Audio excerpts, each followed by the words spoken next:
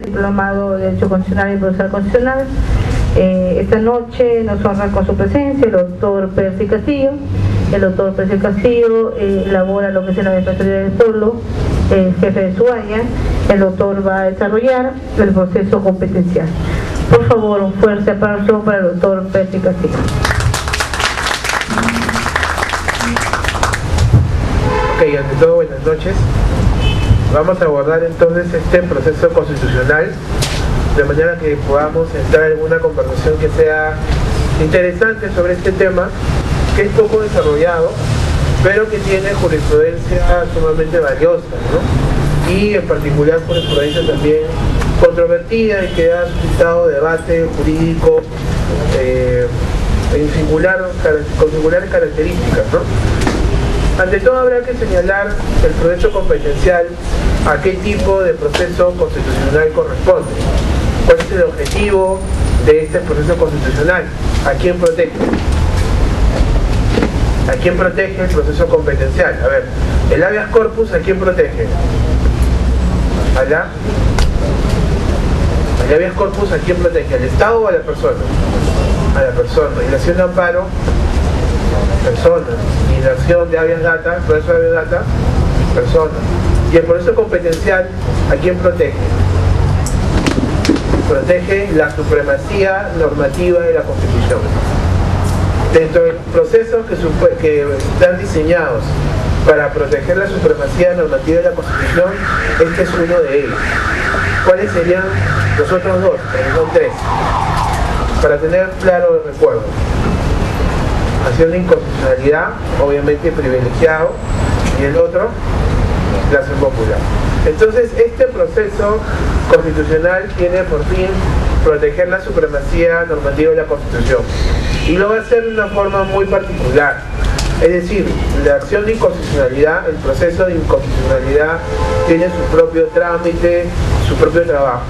Pero el proceso competencial le va a tocar ser el árbitro que justamente aparece o se utiliza cuando existe una situación de conflicto entre entidades. Y esa es la principal labor que tiene este proceso competencial. Muchas veces no vamos a ir al proceso competencial porque directamente nos vamos a ir al proceso de inconstitucionalidad. Porque puede ser que lo que origine el conflicto entre instituciones sea una ley. Y si es una ley, en este caso nos vamos a ir directamente al proceso de inconstitucionalidad. Pero en otras ocasiones sí va a ser necesario justamente trabajar con este proceso constitucional. Entonces vamos a ver un poco sus antecedentes. Primero hay que conocer, hay que señalar que es una institución que ya se encontraba regulada en la Constitución del 79. Pero de una forma totalmente distinta a como hoy ha sido recepcionada en nuestro derecho. Como ustedes pueden apreciar, ¿no? Quizás no con la nitidez necesaria, ¿qué decía la Constitución? Conflicto de competencia territorial a nivel legal, los conflictos entre un gobierno regional y un gobierno local, entre gobiernos regionales y un gobierno regional, y el gobierno central son resueltos por la Corte Suprema, tramitándose en el proceso en primera instancia ante la segunda sala civil y en segunda instancia ante la primera sala civil de la Corte Suprema. Como ustedes ven, el proceso competencial en todo caso estaba asignado también para resolver controversias, pero de una naturaleza que más tiene que ver con el ámbito de distribución de funciones territoriales. Y otra diferencia singularmente importante con la forma como hoy lo regulamos viene siendo quién lo tramita, ¿no? ¿Quién tramita en la actualidad el proceso competencial? ¿Qué institución lo tramita? El Tribunal Constitucional. ¿Participa el Poder Judicial? ¿Participa el Poder Judicial en el trámite de un proceso competencial? No participa, ¿no? En absoluto. Lo conoce en instancia única el Tribunal Constitucional. Y esto debe quedar claro.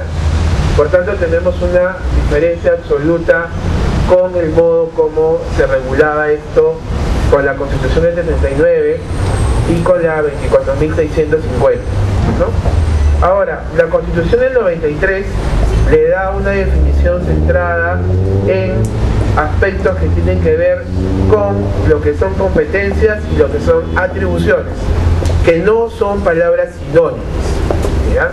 Como vamos a ver más adelante, hablar de conflicto de competencias en lo referido a competencias y atribuciones son términos distintos, no son términos que la legislación aborde como sinónimos.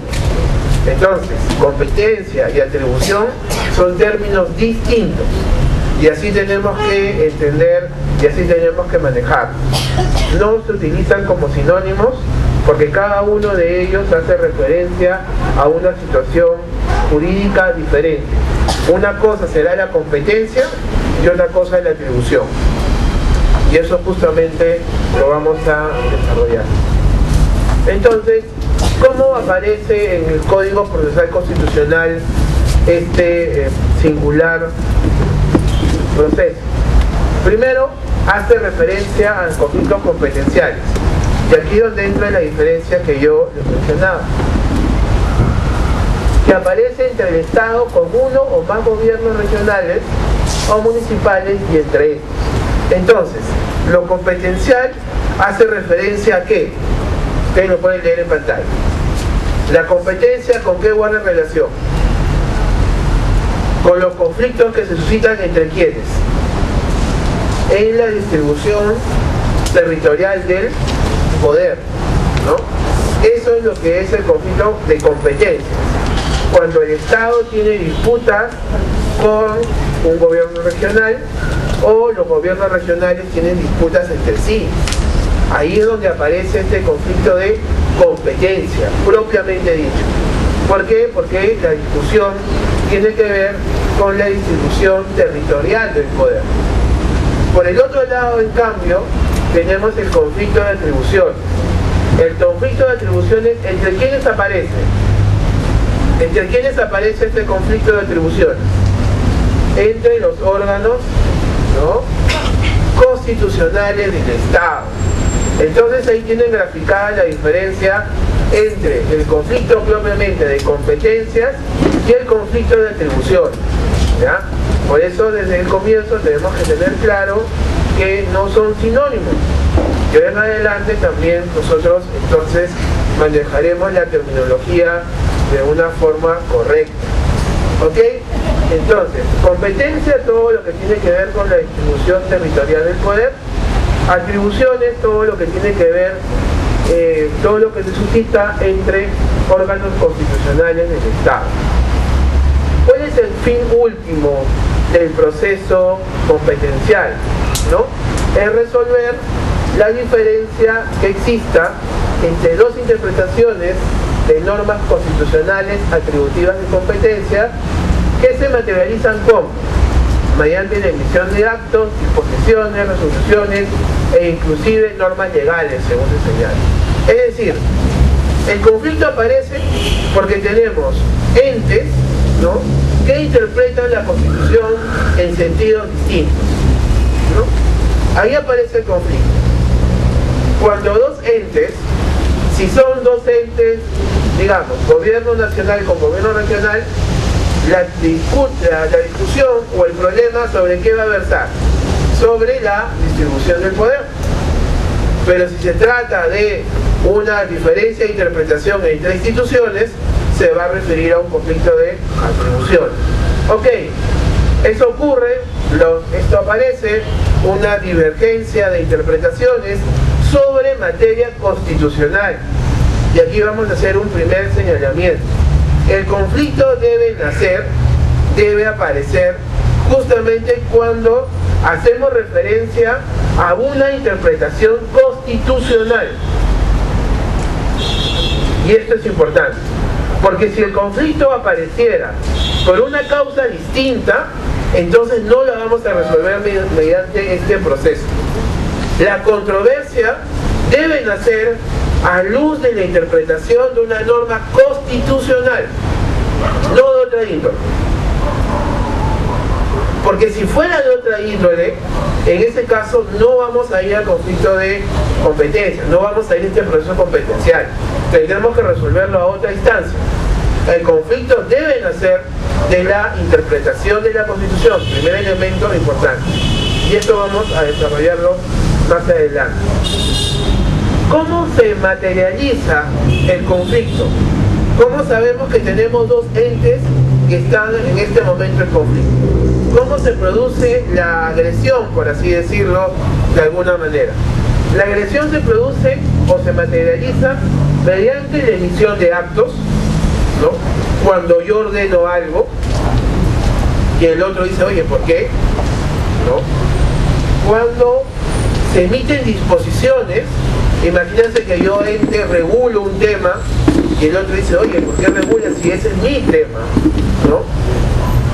Cuando se emiten resoluciones, imagínense que se resuelvan procesos administrativos y un ente le diga a otro, oye, tú estás resolviendo temas que no debes resolver, esos temas son míos, ¿no? O inclusive cuando se emiten normas legales, ¿no? Porque estos entes, algunos de ellos, tienen la capacidad de emitir normas legales. ¿Qué entes de los mencionados que pueden entrar en conflicto pueden emitir normas legales? Vamos, que eso es sencillo. Los gobiernos locales. ¿Quiénes más pueden emitir normas legales? Los gobiernos regionales. Por tanto, puede que el conflicto se materialice justamente también por la emisión de una norma legal, ¿no? De aquellos entes que puedan emitir normas legales, ¿ok? A ver, ¿la Defensoría del Pueblo puede emitir una norma legal? No puede emitir una norma legal. El Banco Central de Reserva, ojo. Es decir, en este caso, la agresión traducida en norma provendrá de aquellos entes que puedan emitir normas legales, como el gobierno nacional, como los gobiernos locales y los gobiernos regionales, ¿no? Entonces, este último tipo de agresión, esta última apariencia del conflicto puede deberse también a normas legales, ¿no? Aunque ello va a merecer un tratamiento particular, pero podemos entrar también aquí, puede entrar aquí también a tallar lo que significa el proceso competencial de alguna forma. ¿Qué es lo que dice el Código Procesal Constitucional? El Tribunal Constitucional conoce los conflictos que se susciten sobre las competencias o atribuciones asignadas directamente por la Constitución o leyes orgánicas que delimiten los ámbitos propios de los poderes del Estado. Muy bien, entonces, del concepto que nos ofrece el Código Procesal Constitucional, ya podemos hacer un segundo señalamiento. El conflicto tiene que versar sobre, indudablemente, un aspecto relativo a la interpretación de una norma constitucional, ¿ok? Esa es la parte más sencilla. Pero si ustedes leen bien la definición que nos ofrece el Código Procesal Constitucional, nos abre también el aspecto de análisis a otro rubro, ya no solo referido a la Constitución, sino también a ¿qué? A las leyes orgánicas que delimiten los ámbitos propios de los poderes del Estado. Es decir, cuando vamos a entrar en materia de análisis sobre aquello que origina el conflicto competencial, tenemos como primer elemento la Constitución, pero como segundo elemento de análisis vamos a tener, ¿qué cosa?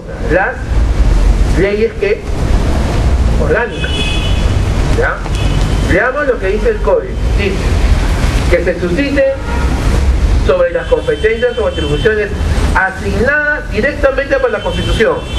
Entonces, primer elemento de análisis, el más importante va a ser la Constitución, ¿no? Y el segundo, o las leyes orgánicas que delimiten los ámbitos propios de los poderes del Estado. Es decir, nuestra segunda referencia van a ser las leyes orgánicas que delimiten los poderes, las funciones de los poderes del Estado. Eso es lo que es materia de análisis en lo que significa el proceso competencial. La Constitución o una ley orgánica que justamente regule el funcionamiento de algunas entidades del Estado. ¿Ok? Eso es lo que es materia. El conflicto tiene que nacer de la interpretación de la Constitución o de alguna de estas leyes orgánicas. ¿Ok? No puede nacer de una ley ordinaria. Si el conflicto nace por la interpretación de una ley ordinaria, entonces la vía no es el proceso competencial. Tendrán que ir a otra vía. Para ir al proceso competencial, el conflicto debe suscitarse en la interpretación de una norma constitucional o en la interpretación de una ley orgánica de alguno de los entes justamente que son susceptibles de entrar al conflicto competencial. Los gobiernos regionales o municipales que se opongan al Poder Ejecutivo, con uno o más gobiernos regionales o municipales, a dos o más gobiernos regionales, municipales o de ellos entre sí, 3 a los poderes del Estado entre sí o con cualquiera de los demás órganos constitucionales o estos entre sí, los poderes de entidades estatales en conflicto actuarán en el proceso a través de sus titulares. Tratándose de entidades de composición colegiada, la decisión requerirá contar con aprobación del respectivo pleno. Esa es la parte procesal. Pero aquí entonces hay que hacer otra disquisición importante. ¿Quiénes pueden entrar en conflicto? ¿Ok? Hemos quedado que pueden entrar en conflicto las entidades que se reparten la distribución territorial del poder, y estos son las municipalidades, los gobiernos regionales y el gobierno central, obviamente. Pero por otro lado, los que pueden entrar en conflicto, ¿quiénes son? Los órganos constitucionales. Por ende, ustedes deben tener muy claro cuáles son los órganos constitucionales que existen en el Perú. La SUNAT, ¿es un órgano constitucional? No. Bien. INDECOPI, ¿es un órgano constitucional? La Superintendencia de Banca y Seguros, exactamente. El Banco Central de Reserva, también. Ok, entonces estamos claros en esta materia. Para yo poder establecer si puedo recurrir al conflicto competencial, tengo que tener claro si se trata o no de un órgano constitucional, ¿no?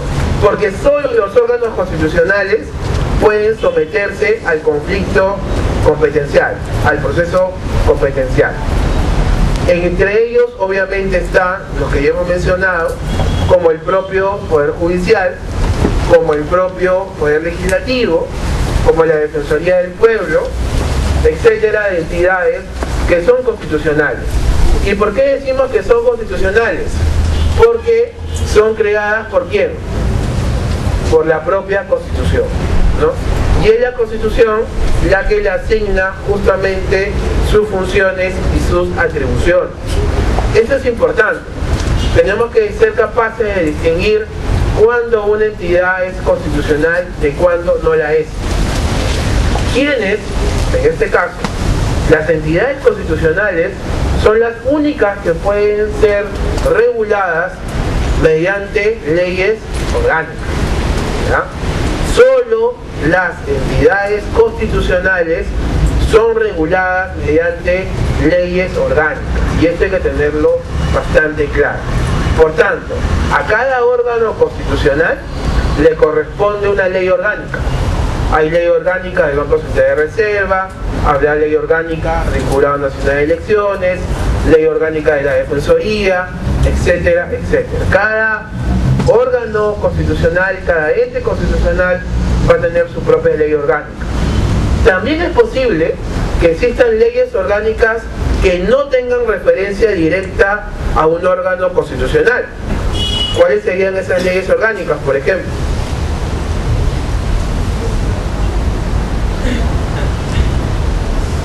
Justamente una que aborda el curso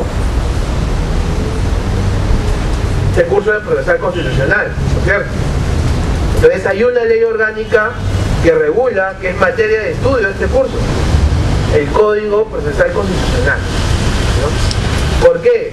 Porque la Constitución establece que mediante ley orgánica también se regula justamente el ejercicio de las garantías constitucionales y también el ejercicio de, por ejemplo, los derechos relativos al medio ambiente, ¿no? También van a encontrar ley orgánica entonces sobre esos aspectos.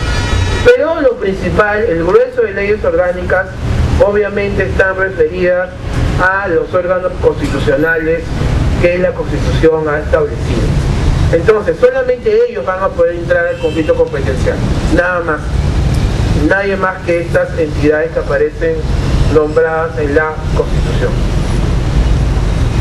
¿Alguna pregunta? No, con total libertad, por favor, ¿ah?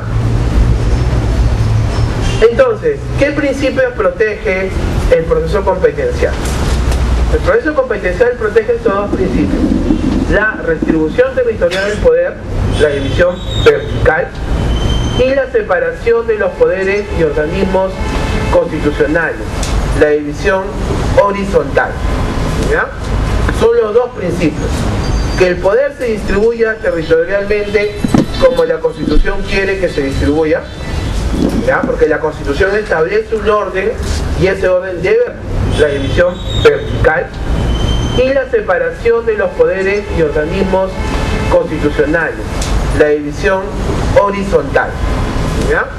Son los dos principios: que el poder se distribuya territorialmente como la Constitución quiere que se distribuya, ¿ya? Porque la Constitución establece un orden y ese orden debe respetarse, no puede saltarse. Cada quien debe hacer su trabajo por el lado de la distribución territorial, que llamamos división vertical, y la segunda, la separación de poderes y de organismos constitucionales, que es la división horizontal. No hay en el Estado, no debe existir la idea en el Estado que un órgano constitucional es más importante que otro, o que un poder sea más importante que otro, ¿no? La Constitución ha establecido un orden por el cual nadie es más importante que otro, sino que cada cual tiene sus propias atribuciones asignadas, ¿no? Esto debe remarcarse. No es que yo soy más importante que tú, no es que el gobierno nacional sea más importante que el regional o que el local, sino básicamente entender que la Constitución para cada cual ha establecido una específica función que se desarrolla mediante leyes orgánicas y que simplemente hay que respetar, ¿no? Simplemente hay que respetar aquello que ya la Constitución y las leyes orgánicas han establecido. ¿Cuál es el objeto del proceso? Garantizar la distribución funcional y territorial del poder, ¿no? Primer elemento. Segundo, este elemento ¿a qué hace alusión? Alude a la división de atribuciones entre los poderes y órganos constitucionales: Congreso de la República, Poder Ejecutivo, Poder Judicial, la OMPE también es un organismo constitucional, la RENIEC también es un organismo constitucional, por si acaso, la Defensoría del Pueblo, etc., ¿no? Aquí está la distribución funcional, como ya les había adelantado. En cambio, la distribución territorial alude pues a estas competencias que deben existir y que existen entre gobierno nacional, gobierno regional y gobierno local, ¿no? Para cada una de ellas, para cada uno de estos estamentos, la Constitución ha establecido cuál es su trabajo, y si la Constitución ha señalado algo, esto seguramente está desarrollado con mayor amplitud y precisión mediante las leyes orgánicas, ¿no? Pero lo que parece sencillo muchas veces no lo es, porque si no, no estaríamos hablando de este proceso competencial. Es necesario distinguir el proceso competencial de otros tipos de conflictos. En el Estado, en el quehacer diario, aparecen diversos tipos de conflictos. Entonces tenemos que tener claro a cuál nos estamos refiriendo. ¿Cuáles son los tipos de conflictos más comunes? Primero, el conflicto jurisdiccional, ¿no? ¿Cuándo ocurre este conflicto jurisdiccional? Usualmente, cuando existe una contienda de competencia, ¿no? Que eso es muy común, sucede a menudo. Dos órganos jurisdiccionales pueden reclamar, conocer un proceso, y en este caso quien va a resolver es la Corte Suprema, ¿no? Es un tipo de conflicto jurisdiccional que es resuelto en este caso por la Corte Suprema. También puede que exista conflicto entre dos jurisdicciones, ¿no? Por ejemplo, conflicto entre el Consejo Supremo de Justicia Militar o la jurisdicción militar policial con la jurisdicción común, ¿no? La cual también es resuelto por la Corte Suprema. El otro tipo de conflicto es el conflicto interorgánico infraconstitucional, ¿ya? Porque puede ocurrir que entre instituciones infraconstitucionales aparezca el conflicto también, ¿ya? Pero ese conflicto infraconstitucional no nos preocupa, ¿ya? Si son dos entidades infraconstitucionales las que tienen el conflicto, se deberán resolver mediante otros procedimientos, ¿no? El conflicto interorgánico infraconstitucional se produce entre distintas administraciones públicas de un Estado, de un rango legislativo administrativo, es decir, de un rango infraconstitucional. Por ejemplo, un conflicto entre Indecopi y la SUNAT no puede irse al proceso competencial, ¿ok? Un proceso que involucre a la SUNAT y Indecopi no puede ser resuelto en sede constitucional. No podremos recurrir al proceso competencial. Pero si el conflicto, por ejemplo, fuera entre la RENIEC y Indecopi, ¿podemos ir al conflicto, al proceso competencial? Si el conflicto fuera, por ejemplo, entre RENIEC e Indecopi, ¿podemos ir al proceso competencial? Sí. ¿Por qué? Porque hay un órgano constitucional que está mediando en la pelea, ¿ya? No es necesario que sean los dos, basta que uno tenga el conflicto para poder ir justamente al conflicto competencial, ¿no? Lo interesante será, otra vez, que la materia del conflicto sea una interpretación de la Constitución o de una ley orgánica, ¿ya? El conflicto interorgánico de jerarquía se produce al interior de un mismo ente y la resolución le corresponde al mismo organismo superior, ¿no? Entre los órganos del Estado mismo puede ocurrir que existan conflictos, ¿no?, dentro de la misma entidad, pero esos conflictos se resuelven usualmente por el superior máximo de cada entidad, ¿no? No son conflictos que en este caso nos merezcan mayor atención. Entonces, tenemos los elementos del proceso competencial. El primero es el objetivo, que el conflicto verse en torno a la aplicación o interpretación de normas constitucionales relativas a la distribución de competencias o atribuciones.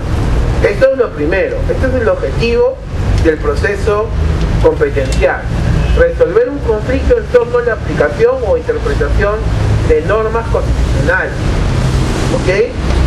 Ese es el conflicto que debe resolver. Otro tipo de conflictos originados por la interpretación de una ley ordinaria no me interesa, no le interesa al proceso competencial, menos un decreto supremo, etc. Le importa la Constitución y lo que son justamente las leyes orgánicas. El elemento subjetivo, ¿por qué viene dado? El conflicto debe importar la competencia de por lo menos un órgano constitucional. Tiene que ser por lo menos un órgano constitucional, ¿no? Si uno es, con eso basta para irnos al proceso competencial. Pero si los dos no son, en este caso, entes de nivel constitucional, no podemos ir al conflicto competencial. Tiene que referirse siempre de cuando menos una entidad con esta característica, con esta especial signo de ser un ente constitucional, ¿no?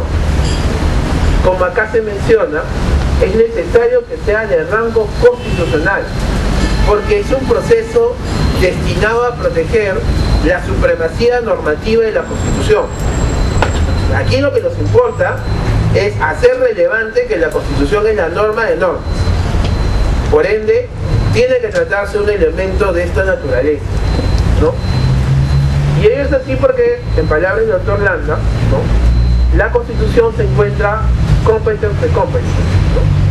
Su primera función es la de distribuir todas las competencias públicas y en su función de superordenamiento, distribuir los espacios competenciales de cada uno de los ordenamientos subordinados. Para yo poder afirmar que se trata de un conflicto nacido en la Constitución, en la interpretación de la norma constitucional, tengo que hacer el análisis respectivo, porque al juzgador no le va a bastar que yo le diga existe una diferencia interpretativa en la Constitución.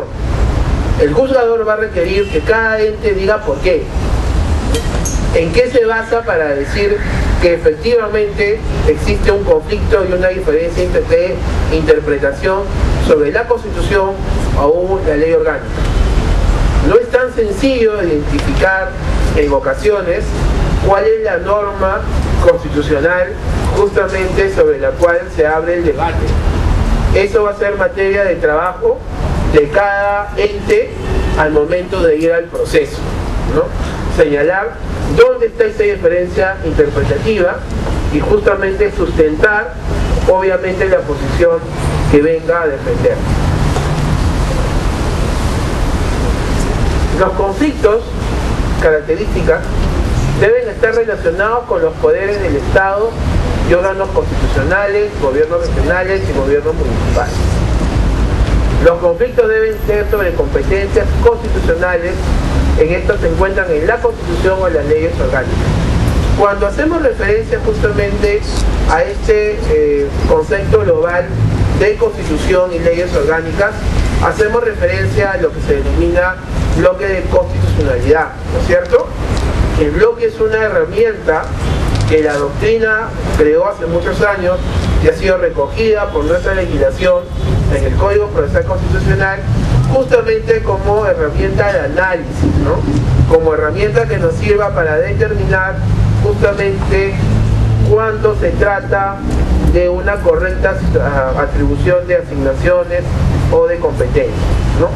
Entonces, no es extraño que el Código Procesal Constitucional haga alusión a este binomio entre Constitución y ley orgánica, ¿no? Y en otros procesos se va a utilizar también la alusión Constitución, ley orgánica, tratados internacionales, ¿ok? Que van a conformar de una manera ya más amplia todo el denominado bloque de constitucionalidad, ¿no? Esta es una fórmula que incorpora de la Constitución al significado de la Constitución, a la interpretación que le demos a la Constitución, el contenido de las leyes orgánicas. Una creación francesa, por cierto. Tipos de conflicto. En este supuesto, ¿no?, en el proceso competencial, vamos a poder diferenciar algunos tipos de conflictos, ¿no? Debido a su naturaleza, es posible justamente clasificarlos. Esta labor la ha hecho en gran medida el Tribunal Constitucional por medio de su jurisprudencia. Así que podemos afirmar de que se trata al final de cuentas ya de una línea jurisprudencial establecida por el Tribunal. Y la línea jurisprudencial del Tribunal, como ustedes saben bien, es vinculante, ¿no? Por tanto, esta tipología de los conflictos susceptibles de ser conocidos por el proceso competencial es más que una clasificación académica, ¿no? Es más que una clasificación académica porque viene dada en la propia jurisprudencia del Tribunal Constitucional.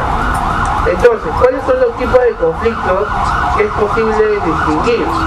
Primero, el conflicto constitucional positivo, conflicto constitucional negativo, conflicto por omisión en cumplimiento de acto obligatorio, conflicto constitucional por menoscabo de atribuciones constitucionales, ¿no? Lo que tenemos es la tipología que por su jurisprudencia ha ido justamente desarrollando el Tribunal Constitucional.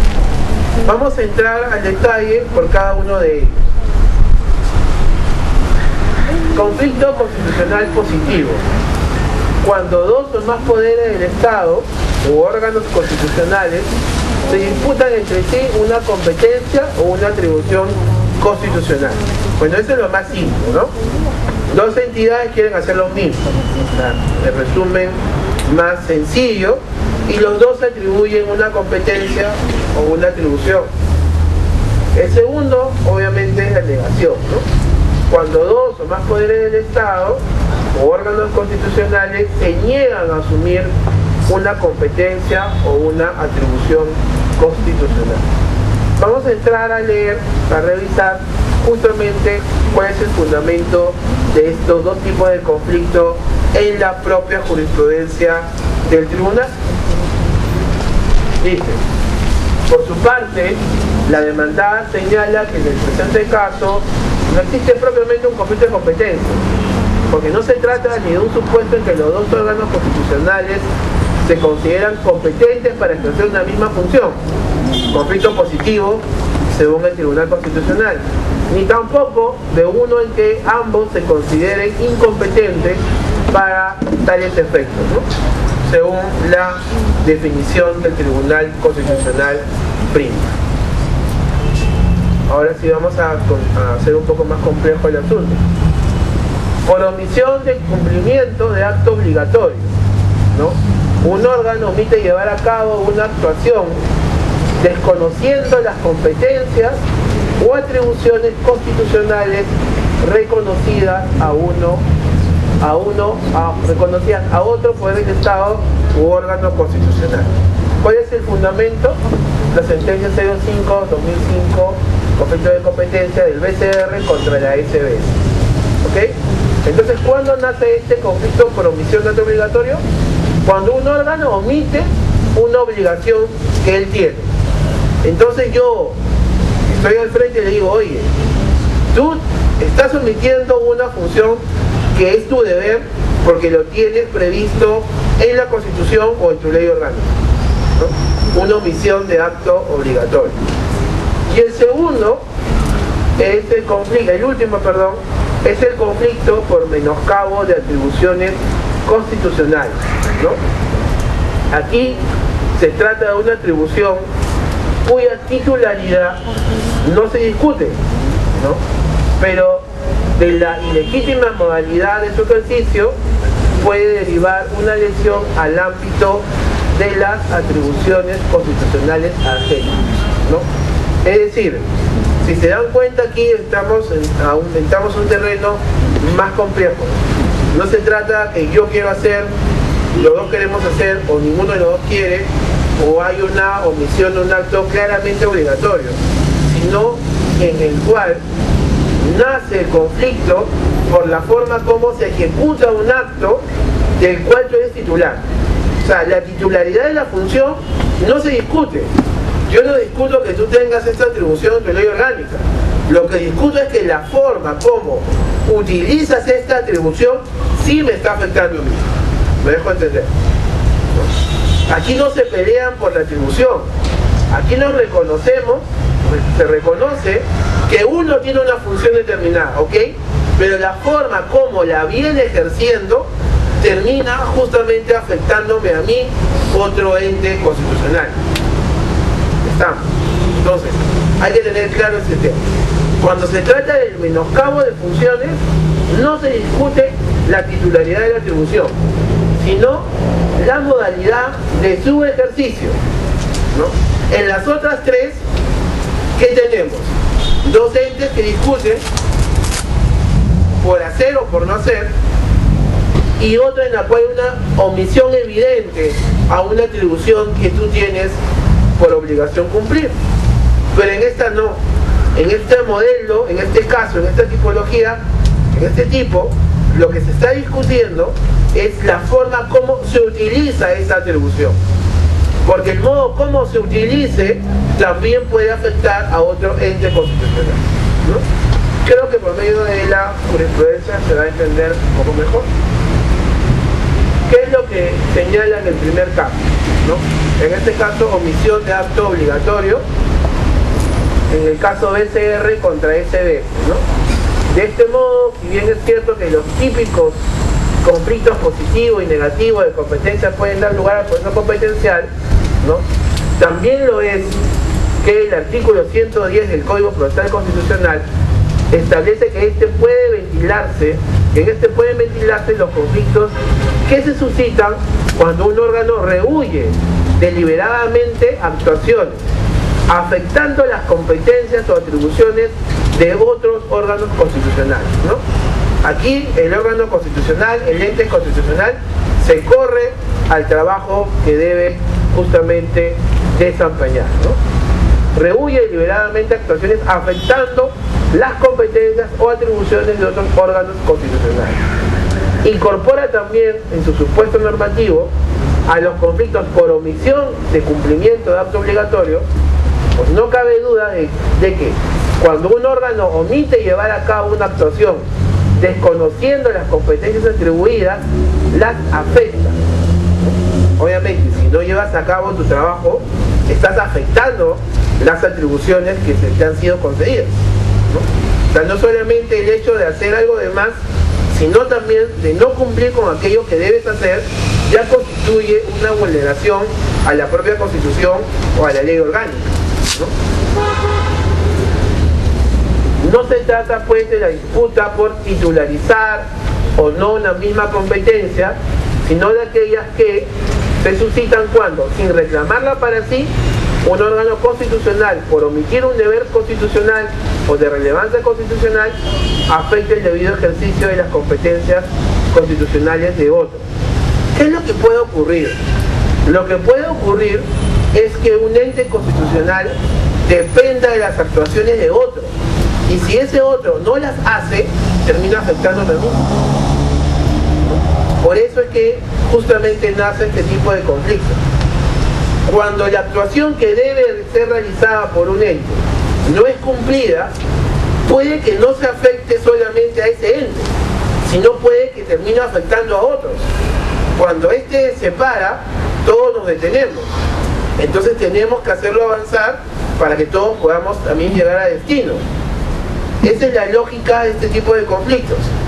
La omisión de un acto funcional no solo afecta la Constitución y la ley orgánica en la medida que él no cumple con lo que debe hacer, sino afecta el trabajo de otros, que es lo que preocupa más a final de cuentas, ¿no? Que afecte justamente el trabajo de otros entes constitucionales.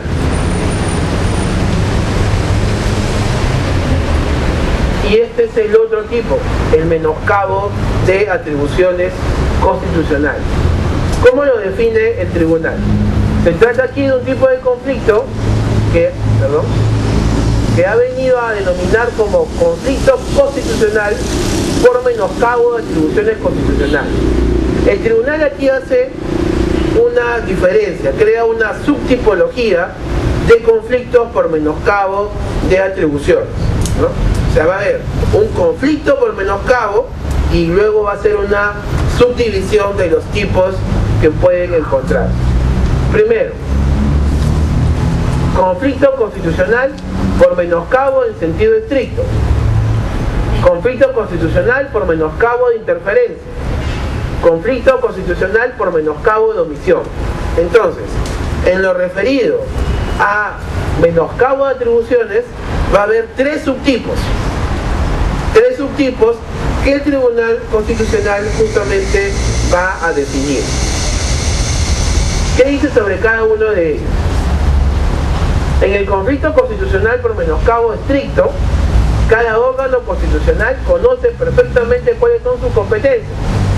Sin embargo, uno de ellos lleva a cabo un indebido o prohibido ejercicio de competencia que le corresponde, lo que repercute sobre el ámbito del que es titular el otro órgano constitucional, ¿no? A ver, entonces repasamos, ¿no? En este conflicto, por menoscabo en sentido estricto, ¿no? Cada órgano constitucional conoce perfectamente cuál es su competencia. Cada uno sabe, así en términos sencillos, cuál es su chamba, ¿no? Sin embargo, uno de ellos lleva a cabo un indebido o prohibido ejercicio de la competencia. Sabiendo cuáles son sus atribuciones, igual procede a realizar un acto que va contra estas competencias asignadas, ¿no? Lo que repercute sobre el ámbito del otro órgano constitucional. Digamos, yo realizo una acción que termina afectando las atribuciones o competencias del otro. ¿Ok? Sencillo. Este es el conflicto por menoscabo en sentido estricto, según el Tribunal Constitucional. En el conflicto constitucional por menoscabo de interferencia, el otro tipo, las competencias de los órganos constitucionales están entrelazadas a tal punto que uno de ellos no puede ejercer la suya si no tiene la cooperación o la absorción de la competencia que le pertenece al otro. En el conflicto constitucional por menoscabo de omisión, uno de los órganos omite ejercer su competencia, produciéndose como consecuencia de ello una atrofia o imposibilidad del ejercicio de competencia del otro órgano constitucional. Es decir, en estos dos tipos tenemos uno, ¿no?, que no puede ejercer sus atribuciones porque el otro no las hace. O sea, hay una interferencia. Y en el de la omisión, ¿no?, por menoscabo de omisión, uno de los órganos emite ejercer su competencia, produciéndose también la imposibilidad que el otro no realice. A final de cuentas, estos dos tipos de interferencia o de omisión se parecen. En igual sentido, lo que hace o deja de hacer uno termina afectando al otro, ¿no? El término de acción será por interferencia, el de omisión ya valga explicarlo, ¿no? Pero la idea sigue siendo la misma.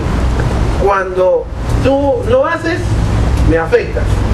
Y cuando tú haces algo que no debes, también terminas afectando, ¿no? Estos son los dos tipos de conflicto por menoscabo de interferencia.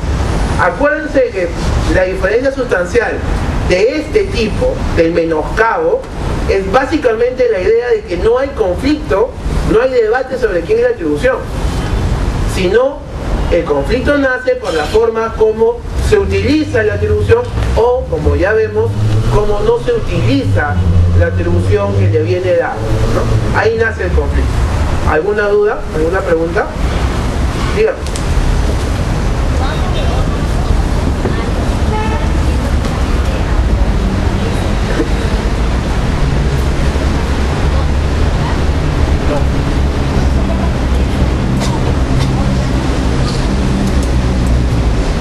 Un organismo es un todo completo, honesto e independiente, ¿no?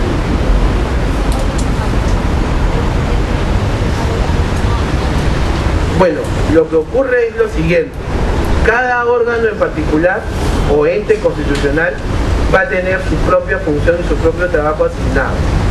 En teoría, y sin que los nombres, todos son autónomos, porque no dependen entre sí. Pero hay algunos en los cuales este criterio de autonomía se refuerza. Por ejemplo, en el caso más sencillo, porque trabajo ahí, en la Defensoría del Pueblo.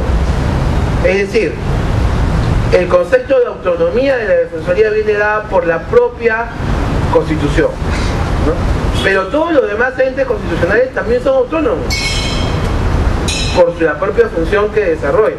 Algunos tienen un refuerzo en el tema de su autonomía. Creo que aquí la Defensoría del Pueblo es la única que tiene esta mención, porque su trabajo así lo exige. Pero en general ningún órgano constitucional depende o se encuentra subordinado uno de otro. Ningún órgano constitucional, ni el Poder Ejecutivo subordina al Poder Legislativo, ni al Judicial, ni la Defensoría del Pueblo, a la Superintendencia, ni la Superintendencia con el Banco Central de Reserva, etc. Si por ahí va tu duda. Es una cuestión hasta ese punto más semántica. ¿Estamos o cuál es en sí mismo tu pregunta?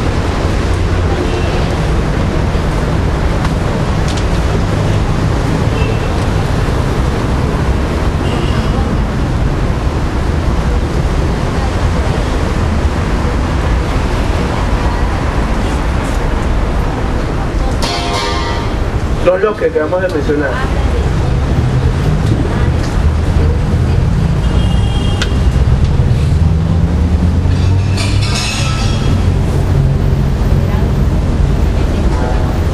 Son solo eso, no hay más. Son un número clausus, no es un número en apertura, ¿no? Están perfectamente señalados en la Constitución. Estos son los órganos constitucionales. Autónomos o no autónomos, eso no nos interesa. Están en la Constitución y son números clausus. Órganos constitucionales o entes constitucionales, como le decimos de una manera más sencilla. Pero no son números apertos, no son números clausus. O sea, nadie puede inventarse un órgano constitucional o un ente constitucional, porque la Constitución a todos los prevé y a todos les da su trabajo. no son números abstractos. O sea, no hay duda de cuántos ni quiénes son. Y ninguna duda puede existir sobre el particular.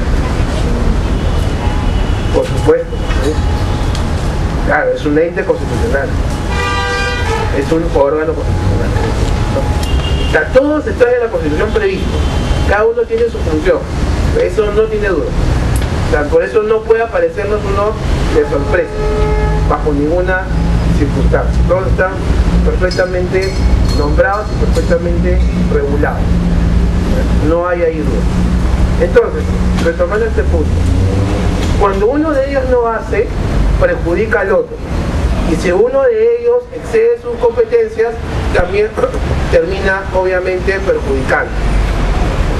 ¿Qué podemos puntualizar? Que existen sí entidades que están muy relacionadas según su diseño constitucional, ¿no? Por ejemplo, ¿qué entidades están íntimamente relacionadas? ¿Perdón? La OMPE y el Jurado Nacional de Elecciones están íntimamente relacionados. Otro ejemplo, PCR ¿con quién?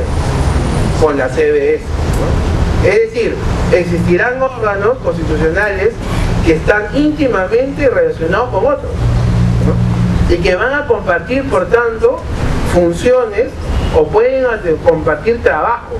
Y la Constitución señala cuáles son las atribuciones que cada uno tiene sobre una particular espacio, sobre una particular área.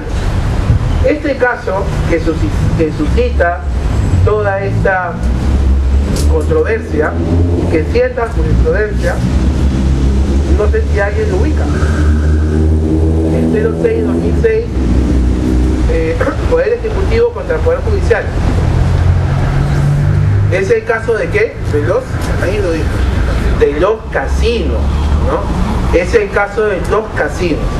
Y debemos acordarnos porque es un caso de particular trascendencia, ¿no? Que motivó ríos de tinta en su, básicamente, analizando la sentencia que el Tribunal Constitucional expidió sobre el particular. Para recordar el caso, ¿quién presentó la demanda? El Poder Ejecutivo, ¿no?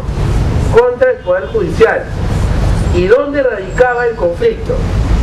¿Dónde estaba el quid del problema? Las acciones de amparo, ¿no? El Gobierno Nacional, el Poder Ejecutivo, señalaba que el Poder Judicial afectaba sus competencias, en este caso de fiscalización, porque porque el Poder Judicial, mediante acciones de amparo, autorizaba el funcionamiento de salas de juego y de casino, ¿no? Contraviniendo la jurisprudencia que sobre el particular ya había sentado el propio Tribunal Constitucional, ¿no? Esta fue la discusión. Al final, como sabemos, el Tribunal Constitucional termina dándole la razón al Poder Ejecutivo y mediante este proceso competencial hace algo que hasta este momento es muy discutido, ¿no? Termina dejando sin efecto todas las sentencias de amparo concedidas a favor de estos casinos y tragamonedas que eran contrarias a la jurisprudencia del Tribunal Constitucional, ¿no? Y las dejó sin efecto sin importar que tuvieran la calidad de cosa juzgada, ¿no? Y justamente ese extremo de la sentencia ha sido y es sin lugar a duda uno de los efectos o uno de los extremos, uno de los ámbitos más discutidos sobre hasta dónde se puede llegar mediante un conflicto competencial, ¿no? Hasta ahora no se ha llegado tan lejos, ¿no? Ha sido el caso más extendido y de acción más fuerte que se ha dado mediante un proceso competencial, ¿no? Derribar, destruir toda sentencia que se oponga. En este caso fue un efecto bastante fuerte y sin lugar a dudas controvertido por parte del Tribunal Constitucional. Pero es un ejemplo de hasta dónde puede llegar el proceso competencial. El proceso competencial tiene su efecto ¿no? Tiene su fuerza y no debe ser tampoco en este caso dejado de lado, ¿no? Tuvo una fuerza singularmente efectiva para, en este caso, reclamar la supremacía primero la supremacía del propio tribunal, como es obvio, ¿no? Pero también reclamar la supremacía sobre esta atribución por parte del Poder Ejecutivo. Muy bien. Los conflictos también, como les mencioné, se originan por norma, ¿no? Los conflictos también se pueden originar por norma. Cuando se origina por norma, tiene que tratarse necesariamente de una norma que se pida en relación a ¿qué? A justamente el ejercicio de una atribución que es propia de un órgano. En este caso, de aquellos que pueden dictar normas. ¿Quiénes son los que pueden dictar normas? El Poder Legislativo, los gobiernos y los gobiernos locales y regionales, que son aquellos que pueden dictar normas de carácter general. En la mayoría de los casos, cuando el conflicto versa sobre una competencia o atribución expresada en norma por rango de ley, es el tribunal quien va a declarar que la vía adecuada es el proceso de inconstitucionalidad. Si el conflicto,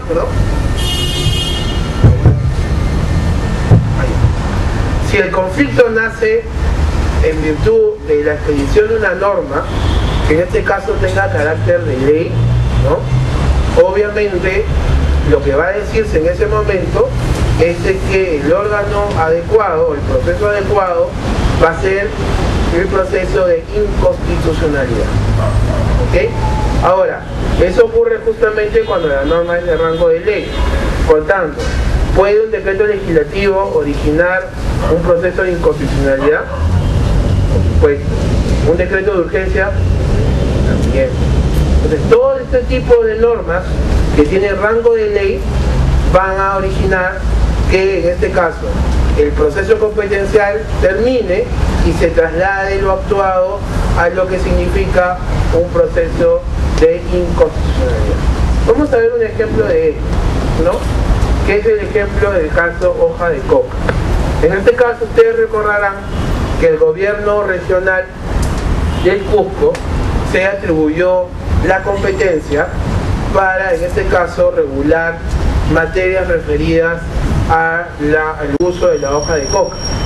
Este caso, que comenzó con proceso competencial, se trasladó inmediatamente a lo que significa un proceso de inconstitucionalidad, y aquí fue donde se resolvió, ¿no? Y aquí el tribunal lo que hace es justamente recordarnos estos principios de aplicación de la competencia, del término de la competencia.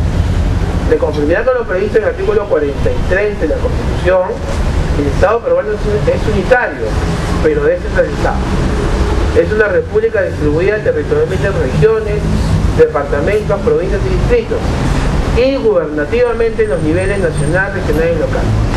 Circunstancia que da lugar en la existencia, junto con el ordenamiento jurídico nacional, de ordenamientos jurídicos regionales y locales, y consecuentemente a la potencial incompatibilidad entre fuentes normativas, la ley y la ordenanza regional, por ostentar idéntico rango, ¿no?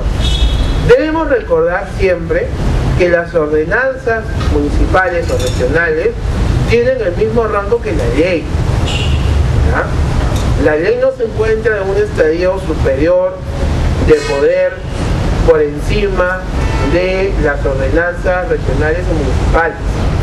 Como ustedes ven en pantalla claramente, las dos tienen el mismo rango, ¿ya? Por tanto, y nos va a recordar esto el Tribunal Constitucional, un conflicto de esta naturaleza no se resuelve aplicando el principio de jerarquía normativa, sino el principio de competencia, ¿no? El conflicto entre normas de rango legal, sea que ésta sea un gobierno local como el gobierno nacional, no se resuelve por este principio de jerarquía, sino de competencia. Acuérdense que el más humilde, que el gobierno municipal más humilde, ¿no?, mediante una ordenanza municipal, puede dejar o puede establecer una supremacía sobre una ley, así sea el distrito que tenga 200 habitantes.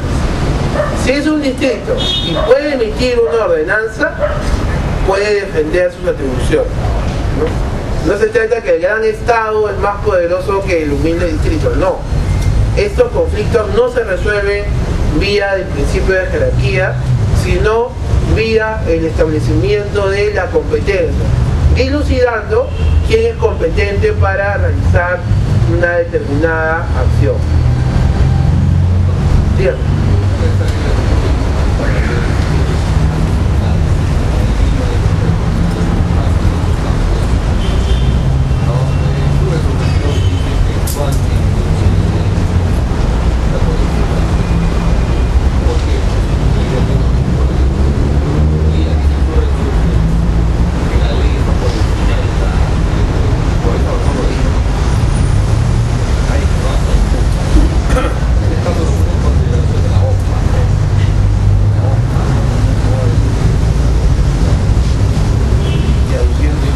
Siento que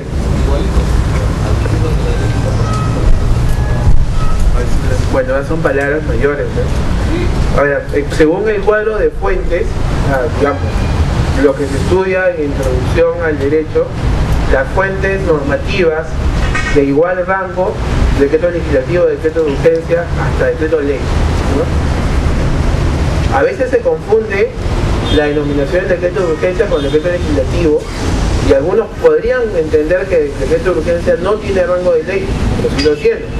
Pero ya de conocer un decreto legislativo sí es una palabra mayor. En este caso se trata de fuentes normativas que tienen la fuerza de ley, que tienen rango de ley, pero hay que diferenciar que no son leyes. Una cosa es la ley que da el Congreso y la otra cosa, y otro producto normativo, parece nombre técnico, es aquello que emite el Poder Ejecutivo cuando le dan facultades o en casos excepcionales. La ley en estricto sensu es la que da el Congreso, ¿no? Pero otros productos normativos con rango de ley son el decreto de urgencia y el decreto legislativo, ¿no? Pero lo da el Ejecutivo, ¿no? O sea, la ordenanza en otro rango, ¿no? Son productos normativos, pero la ley, en este caso, como idea y denominación primaria, es el producto legislativo. Todos los demás son normas que tienen este rango de ley, esta fuerza de ley. Por tanto, tienen fuerza activa para modificarse entre sí y para derogarse entre sí también, ¿no? A veces también surgen confusiones con algunos tipos de ley, porque se confunden, por ejemplo, algunos creen que la ley de presupuesto tiene una jerarquía distinta de las otras leyes, y eso es mentira. Es una ley común y corriente, ¿no? Que puede ser modificada por otra ley cuantas veces sea necesario. Lo que sí tiene una diferencia y una especial naturaleza son las leyes orgánicas, pero ello se debe a dos temas. Una, por su naturaleza, es decir, a lo que regulan, y el otro, básicamente, por la especial forma como se terminan haciendo leyes, es decir, con una votación calificada, nada más que por esos dos temas. Una ley orgánica no puede ser modificada por una ley ordinaria, y a veces en el Poder Legislativo ocurre muchas veces que se olvida de este especial criterio, ¿no? Un particular caso ocurrió cuando a la Defensoría del Pueblo le querían atribuir funciones propias de la defensa de la competencia, ¿no? Y salió la ley así, ¿no? La ley fue promulgada, la Defensoría del Pueblo inmediatamente se fue al Tribunal Constitucional porque mediante una ley orgánica mediante una ley ordinaria estaban modificando su ley orgánica, ¿no? Y eso es absolutamente imposible. Entonces el tribunal no llegó a pronunciarse porque inmediatamente el Congreso derogó la ley, ¿no? O sea, por ser evidente. O sea, algún congresista podrá imaginar de que es sencillo atribuir competencias por atribuir competencias, pero está modificando una ley orgánica. Entonces no es tan sencillo. Puede ocurrir, desgraciadamente. Bien, entonces, aun cuando los gobiernos regionales gozan de una participación expresamente reconocida en los actos preliminares a la declaración como patrimonio cultural de un determinado bien situado en su jurisdicción, la concreta declaración es responsabilidad de entidades del gobierno nacional. Esto quiere decir que la promoción de los bienes que constituyen patrimonio cultural de la nación es una competencia compartida entre el gobierno nacional y el gobierno regional, en cuya jurisdicción se encuentra. Pero mientras a este le corresponde realizar la propuesta de declaración del bien, es el gobierno nacional el encargado de definirlo normativamente para que tenga validez y eficacia. Entonces se está recordando ahí el gobierno regional: ojo, tú no puedes declarar la hoja de coca como patrimonio cultural de la nación. El único que puede hacerlo es el gobierno nacional. Tú me lo puedes proponer. O sea, él propone, es una competencia compartida. Él propone, pero el gobierno nacional define. Entonces al gobierno regional del Cusco se le fue la mano porque se fue directamente a reconocer la hoja de coca como patrimonio cultural de la nación. Y el tribunal le dijo: oye, hasta aquí nomás. ¿Y por qué fue al proceso de inconstitucionalidad y no al competencial? Porque lo hizo mediante una ordenanza regional. ¿Ok?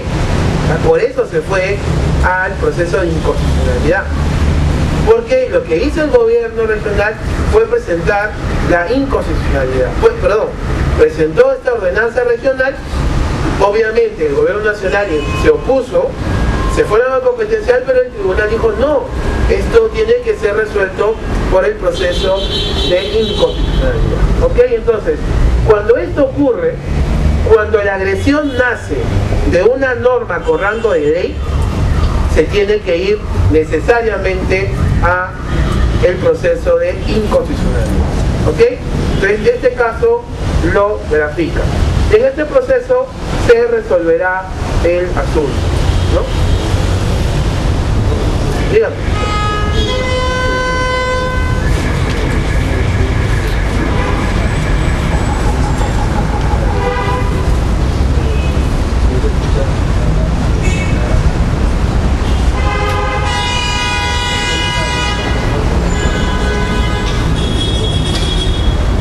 Yo diría que inconstitucional, ¿no?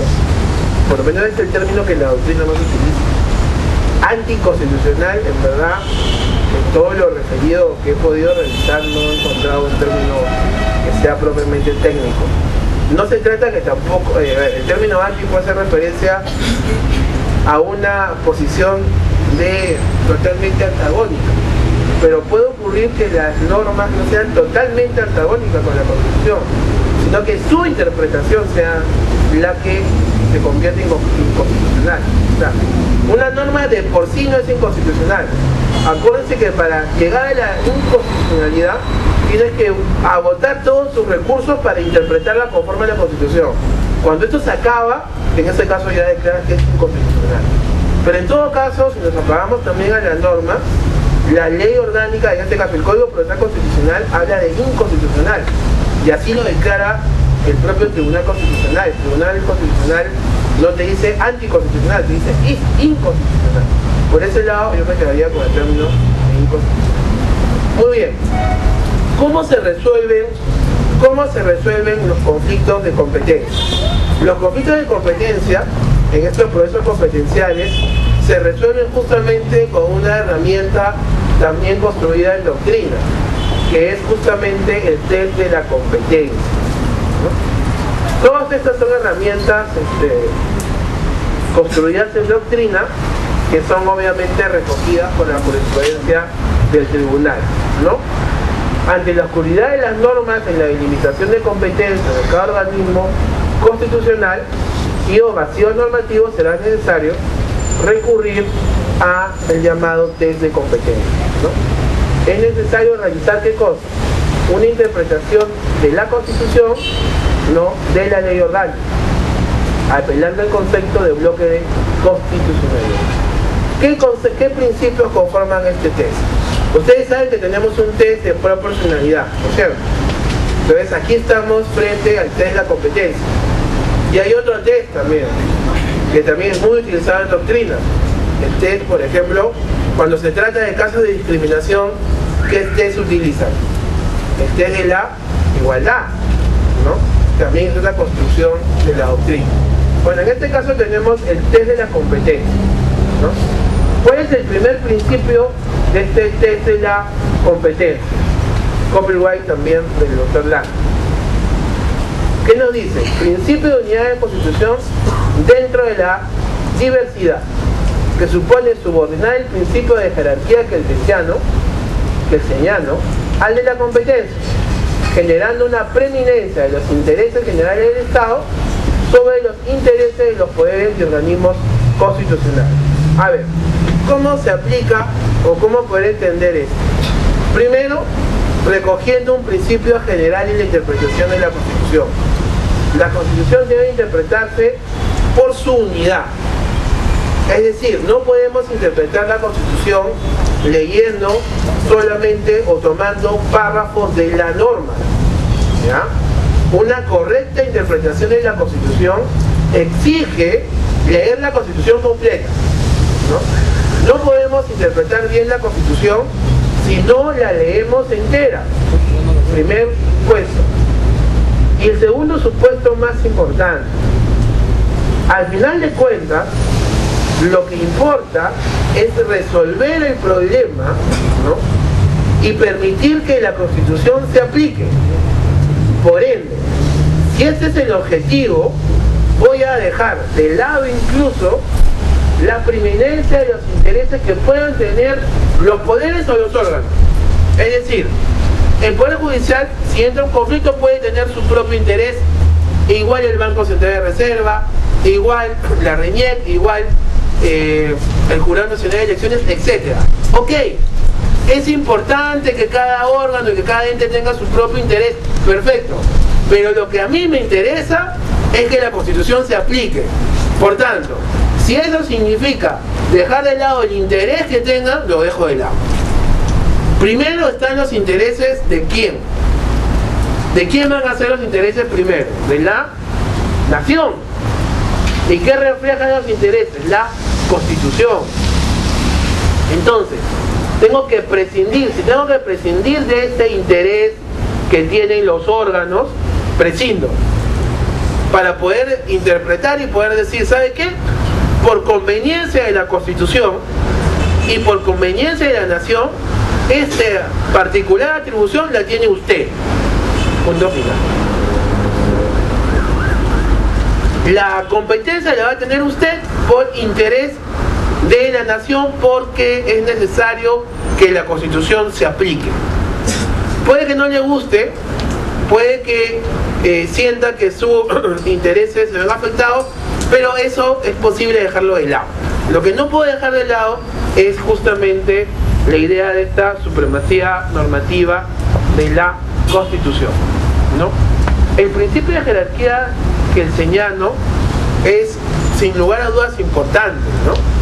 Es la que organiza, o ese criterio que organiza justamente nuestro sistema normativo, ¿no? En el diseño de Kelsen, la Constitución es la madre y es la fuente por la cual nacen las leyes, ¿no? Y por la cual se regula también estas, cómo se entrelazan, cuál es su jerarquía. Pero lo importante aquí, superando este criterio kelseniano netamente positivista, es entender que tenemos que satisfacer el principio. ¿Y el principio cuál es? La unidad de la Constitución. Permitir que la Constitución se aplique va a ser el principio más importante, ¿no? Segundo principio, principio propiamente de la competencia, que se expresa en la lista de materias asignadas a los sujetos constitucionales, en las cláusulas generales, en las competencias exclusivas positivas, en las competencias exclusivas negativas, en las competencias compartidas y en las concurrentes, relativas a materias y funciones respectivamente. Es decir, ubicado cuál es el interés, ubicado cuál es el objetivo, lo que debo hacer por subsiguiente orden es establecer la competencia. ¿Qué me va a ayudar a establecer la competencia? La Constitución, que obviamente como herramienta va a ser insuficiente, pero debo tener de aliado, en este caso, justamente las leyes orgánicas. Si se trata de un conflicto, en este caso, por la distribución del poder, tendré que tener a mi lado la ley orgánica de gobiernos regionales, la ley orgánica de los gobiernos municipales, etc. Si se trata de conflictos entre órganos, en este caso las leyes orgánicas de cada uno de ellos, pues los que están en conflicto. Es decir, tengo que tener claro, tengo que tener a la mano todo este conjunto de herramientas que en primer término van a tener a la Constitución, pero en segundo nivel van a tener a las leyes orgánicas, ¿no? Que van a poder decir la competencia de quién es. La competencia de quién es, ¿no? Lo primero que me pide el test es entender o ubicar el problema en un contexto de unidad de la Constitución, no parcelar el problema. Porque a veces cuando entran en conflicto, cuando se entra en conflicto, es natural intentar ver solamente las cosas desde la perspectiva que yo defiendo, ¿no? Y por tanto no me salgo de mi lectura de uno o dos párrafos de la Constitución, de uno o dos párrafos de la ley orgánica. El primer punto del texto exige una lectura integral y exige establecer qué es lo más importante, qué es aquello que permite la aplicación de la Constitución, qué es aquello que permite la solución del problema, que eso me está permitido hacer. Y en segundo término, ubicar justamente el principio de competencia, establecer cómo puedo yo asignarle esta competencia que yo creo merece un determinado ente constitucional, ¿no? Dos pasos que el tribunal utiliza frecuentemente al momento de resolver. Entonces, estos dos criterios, dos principios, es importante que yo pueda tenerlos presentes justamente al momento de poder resolver un problema señalado en estos ámbitos de la competencia. Medida cautelar. En el medio de este proceso competenciales es posible solicitar una medida cautelar y su efecto va a ser la suspensión de la disposición o resolución del acto objeto de conflicto. Es decir, ustedes pueden, quien presente la demanda puede solicitar también la concesión de una cautelar, ¿no? Y el tribunal podrá concederle esta medida cautelar suspendiendo el acto, la resolución o cual haya sido el objeto del conflicto, ¿no? Contenido de la sentencia, ¿no? ¿Qué es lo que tiene que decirnos? ¿Qué es lo que tiene que decirnos la sentencia? ¿Qué vamos a encontrar en la sentencia que resuelve un conflicto competencial? Tenemos que encontrar lo siguiente: determinar la entidad a la cual le corresponde la competencia o atribución, ¿no? Este lugar es más frío, así que el café le va a caer el gato, ¿no? Aunque como estamos avanzando rápido, podemos acabar un poquito antes, ¿no? A ver, determina la entidad a la cual le corresponde la competencia o atribución, ¿no? Primer elemento, o sea, digamos, ¿qué esperamos de la sentencia? Esperamos que nos diga quién tiene la razón, o sea, quién tiene la atribución, quién tiene la competencia. Primer término. Segundo término, anula disposiciones, resoluciones o actos viciados de incompetencia. Y ahí es justamente donde podemos ver el ejemplo del caso del Poder Ejecutivo contra el Poder Judicial. Porque vía el proceso de competencia, si se asigna la competencia a un ente distinto, todo lo que el otro hizo no vale. Así de claro. ¿Sí? Todo lo que el otro hizo utilizando competencias que no le eran propias, no va a valer. Carece de efecto, ¿no? Por eso anula las disposiciones, las resoluciones y todos estos actos viciados de incompetencia. Obviamente no puede subsistir un acto que ha nacido mal, ¿no? Que ha nacido utilizando competencias que no debían, que no, en este caso no debían ser ejercidas, ¿no? Resuelve en su caso los que procediere sobre las situaciones jurídicas producidas sobre la base de tales actos administrativos. Es decir, obviamente, dejar sin efecto resoluciones puede tener implicancias gravísimas, ¿no es cierto? Dejar sin efecto determinados actos administrativos, etcétera, puede tener implicancias en el derecho que pueden ser no fáciles y no sencillas de solucionar. Entonces, para estos efectos, ¿no? Para efectos de resolver los problemas originados por la sentencia,